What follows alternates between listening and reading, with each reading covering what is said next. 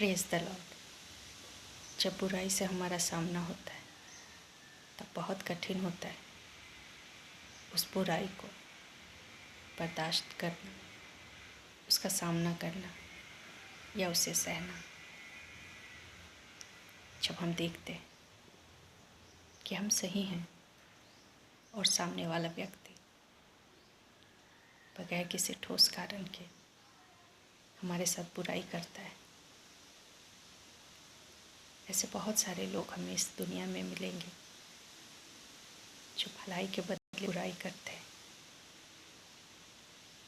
और जब ऐसे लोगों से हमारा सामना होता है तब हमारा मन कड़वाहट से भर जाता है। हमारा मन चाहता है कि हम उसका विरोध करें, उन्हें गलत साबित करें। जिस भाषा में, जिस शैली में, जिस टोन में वो हमसे बात करते हैं, हम उसका बदला बिल्कुल उसी रूप में थे। और कई बार हम ऐसा करते भी हैं। जब हमसे कोई गलत बर्ताव करता है, जब हमारे साथ कोई बुराई करता है, तब हम उसका प्रत्युत्तर देते हैं जैसे सामने वाले ने हमारे साथ किया। हम बिल्कुल उसी तरह उसे उत्तर देते हैं, चाहे अपने बातों के द्वारा, चाहे अपने कामों के द्वारा। हम प्रकट कर देते हैं कि हम उनके विरोध में हैं और जो वो कर रहे हैं वो सही नहीं है। और इस बात को साबित करने के लिए हम बिल्कुल वही करते हैं जो सामने वाले व्यक्ति ने किया है।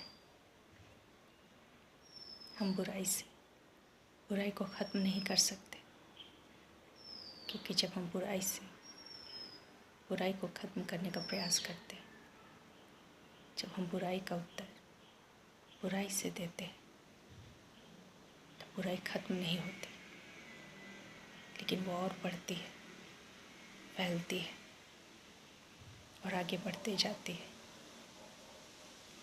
जब हम इस बात को ध्यान से सोचेंगे तो हम समझ पाएंगे कि हम उस बुराई का हिस्सा बनने लगे जिस बुराई का हिस्सा बनने के लिए परमेश्वर ने हमें नहीं बुलाया था। कोई व्यक्ति जो पहले से दुखी है, अंदर से टूटा हुआ है, क्रोध में है, उसके अंदर प्रेम नहीं,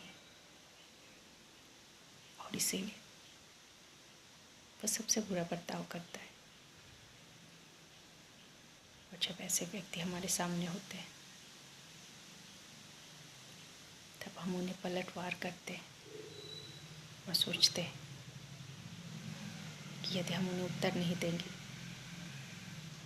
यदि हम उनके कार्य के अनुसार, बातों के अनुसार उन्हें सही जवाब नहीं देंगे,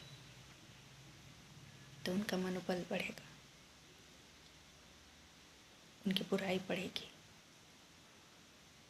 और इस बुराई को हमें ख़त्म करना है, इसलिए हम आवाज़ उठाते हैं और कई बार बहुत तेज़ आवाज़ उठाते हैं। संसार हमें यही सिखाता है कि ईंट का जवाब पत्थर से दो। जब ईंट का जवाब पत्थर से दिया जाता है तब लड़ाई ख़त्म नहीं होती, वो और बढ़ती है और भयावह होती जाती है, और ये कभी ख़त्म नहीं होती। वचन हमें यही सिखाता है। परमेश्वर का वचन हमसे कहता है कि बुराई से ना हारो, लेकिन भलाई से बुराई को जीत लो। जब हम बुराई का सामना करते हैं और बिल्कुल वैसा ही उत्तर देते हैं तो हम उसे जीतते नहीं, लेकिन हम हार जाते हैं। हम उस बुराई के सामने घुटने टेकते,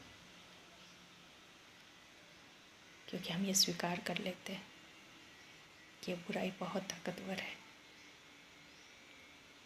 हम उसके सामने घुटने इस प्रकार से टेकते हैं कि हम बिल्कुल वैसे ही उत्तर देते हैं जैसा सामने वाला व्यक्ति है। उस बुराई को हम अपने अंदर ले लेते हैं और ये बुराई फिर ख़त्म नहीं होती, लेकिन वो हमारे अंदर आकर और हमसे होकर किसी और के पास जाती है और इस प्रकार से बुराई बढ़ती जाती है। परमेश्वर का वचन हमें सिखाता है कि परमेश्वर ने हमें भले कामों के लिए बुलाया है। परमेश्वर ने हमें बुराई के लिए नहीं चुना है। जब हम यीशु मसीह के जीवन को देखते हैं तो हम सबसे अच्छे उदाहरण को देखते हैं। यीशु ने सिर्फ भलाई की लोगों के साथ, लेकिन लोगों ने उनके साथ क्या किया? वो सब कुछ भूल गए जो प्रभु यीशु मसीह ने उनके साथ किया था। यीशु ने प्रेम किया था, लोगों पर तरस खाया था, उनकी बीमारी से, उनके बंधन से, अंधकार से उन्हें आज़ाद कराया था। लेकिन लोग उनके विरोध में उठे, लेकिन यीशु ने उत्तर नहीं दिया। हम देखते हैं कि जब वो क्रूस पर थे, जब लोग उन्हें कोस रहे थे, श्राप दे रहे थे, तब यीशु ने उनकी भाषा, उनकी शैली में उत्तर नहीं दिया, लेकिन वो चुप रहे। और जब उन्होंने मुंह खोला तो कहा, हे पिता, इन्हें क्षमा कर, क्योंकि ये नहीं जानते कि ये क्या कर रहे हैं। यीशु ने अपने आप को बुराई से बचा लिया। जब हम भी इसी प्रकार से बुराई का उत्तर नहीं देते तो हम खुद को बुराई से अलग रखते हैं। हम खुद को सुरक्षित कर लेते हैं उस बुराई से जो हमारे अंदर आना चाहती है।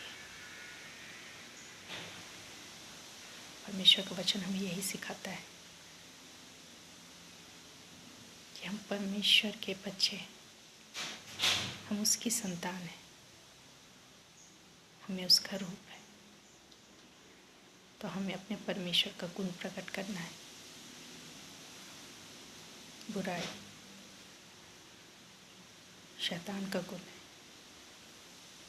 दुष्ट का गुण है, और यही वो प्रकट करता है। पर लोगों के अंदर ऐसी भावनाएं उत्पन्न करता है, उनकी दृष्टियों को ऐसे फेर देता है कि लोग सिर्फ बुराई देखें। हम संसार में चारों ओर बुराइयां देख रहे हैं। हमारे चारों ओर इतनी बुराइयां क्यों हैं? क्योंकि हर कोई बुराई को बुराई से ख़त्म करना चाहता है, और इसीलिए आग फैलती जा रही है। और हम चारों ओर इसी बुराई को देखते हैं। यदि हम यीशु के समान बुराई का सामना करें, भलाई से बुराई को जीत लें,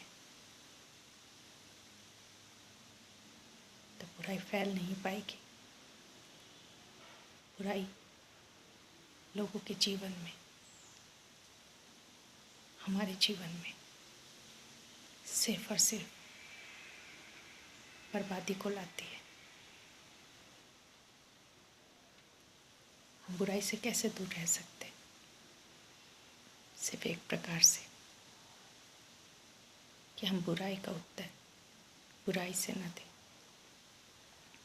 लेकिन जब हमारे साथ कोई बुरा करे, कुछ गलत करे, तो हम उसका उत्तर भलाई से दें, जैसे हमारे यीशु ने किया। तब हम देखेंगे कि इस बुराई पर हम जयवंत हो गए हैं। इस बुराई को हमने भलाई से जीत लिया है। ये बुराई तब हमारे अंदर प्रवेश नहीं कर पाएगी और ना हम पर प्रभुता कर पाएगी। और और ना वो हमसे होकर किसी और के पास जा पाएगी। बाइबल में हमें ऐसे बहुत सारे उदाहरण दिखते हैं। हम दाऊद को देखते हैं कि शाऊल उसके प्राण के पीछे पड़ा हुआ था। उसने उसे बहुत सताया था, लेकिन दाऊद ने बुराई का बदला बुराई से नहीं दिया। लेकिन जबकि उसके पास मौका था कि वो उस बुराई का बदला दे सकता था, तब भी उसने शाऊल के साथ भलाई की। हम यूसुफ का उदाहरण देख सकते हैं कि उसके भाइयों ने किस तरह से उसे मार डालने का षड्यंत्र किया। पहले उसे गड्ढे में डाला और फिर मिस्रियों के हाथों में गुलाम के समान बेच दिया। लेकिन जब समय बदलता है, जब यूसुफ मिस्र का प्रधानमंत्री बनता है, तब वो अपने भाइयों पर दया करता है, उनके परिवारों को वो अपनाता है, उनका पालन पोषण करता है। यूसुफ ने अपने भाइयों के बुराई का बदला नहीं लिया, लेकिन उसने उनके प्रति भलाई को दिखाया। यही परमेश्वर हमें सिखाता है। जब हम बुराई को भलाई से जीत लेते हैं, तब परमेश्वर हमारे जीवन में अद्भुत काम करता है, क्योंकि हमारा परमेश्वर पवित्र परमेश्वर है। वो बुराई से दूर रहता है, परंतु वो इतना पवित्र है कि वो बुराई को देख भी नहीं सकता। और परमेश्वर चाहता है कि हम भी बुराई से दूर रहें, हम भी उनके समान बुराई को भलाई से जीत लें।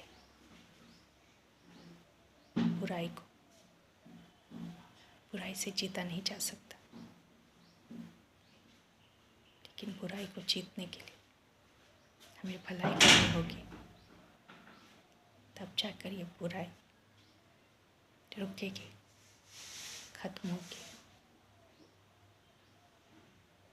हमारे करने से हो सकता है संसार में बदलाव ना आए, लेकिन हमारे परिवार में, हमारे आसपास, हमारे समाज में हम ज़रूर बदलाव ला सकते हैं। बुराई के बदले हम बुराई ना करें, लेकिन यीशु के समान भलाई का पीछा करें। परमेश्वर इस वचन के द्वारा हम सबको बहुत से आशीष दे। धन्यवाद।